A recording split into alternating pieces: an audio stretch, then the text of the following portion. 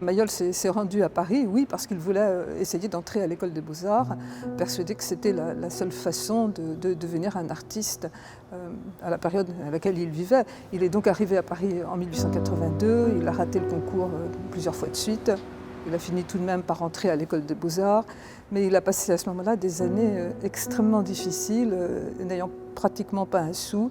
Et Mayol a pu bénéficier heureusement de l'amitié d'autres jeunes artistes, en particulier d'Achille Lauger, et puis l'autre amitié qui a beaucoup compté pour lui au tout début, c'est celle de Bourdelle. Et la famille Bourdelle a été pour Mayol presque une seconde famille, une famille d'accueil, avant que plus tard il ne se brouille.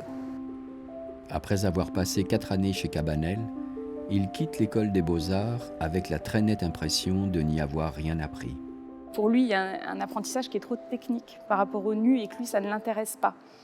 Donc, d'ailleurs, on voit très bien dans ses carnets de dessin que les études de nu, elles apparaissent assez tard. Donc, je pense qu'il n'a pas jugé que ça lui apportait dans l'immédiat suffisamment de choses ou qu'il en savait assez sur le nu pour se lancer véritablement à ce moment-là. Ses premières peintures sont toutes des peintures de personnages habillés.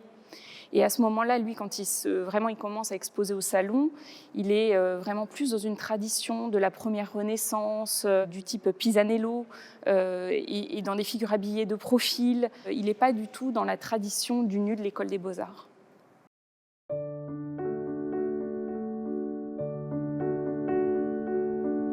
C'est alors qu'il voit pour la première fois des toiles que Paul Gauguin vient de peindre en Bretagne et qu'il fait la connaissance de Maurice Denis, 2 événements d'une importance capitale pour son développement artistique. Gauguin, il lui dit, il m'a montré une voie artistique. Donc ça, c'est très intéressant. À de très nombreuses reprises, il raconte comment Gauguin l'a sorti, comme il dit, des nuages de l'école.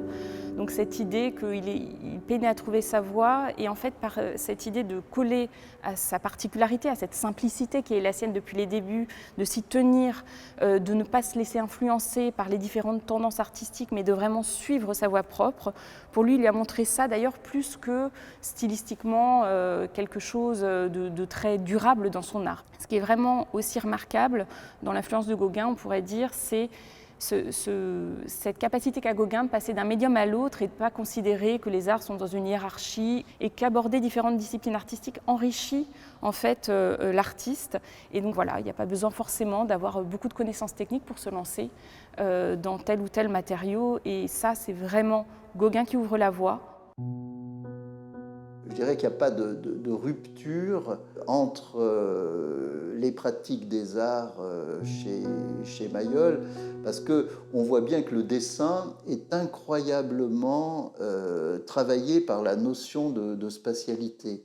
Donc je crois que c'est un dessin de sculpteur qui est pleinement assumé comme tel.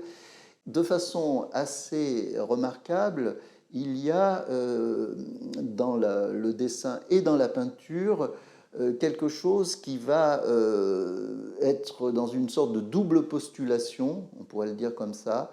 Il y a d'une part l'idée du relief, au sens du bas-relief, et puis d'autre part, il y a ce sens de la tridimensionnalité, c'est-à-dire d'installer dans l'étalement des plans des silhouettes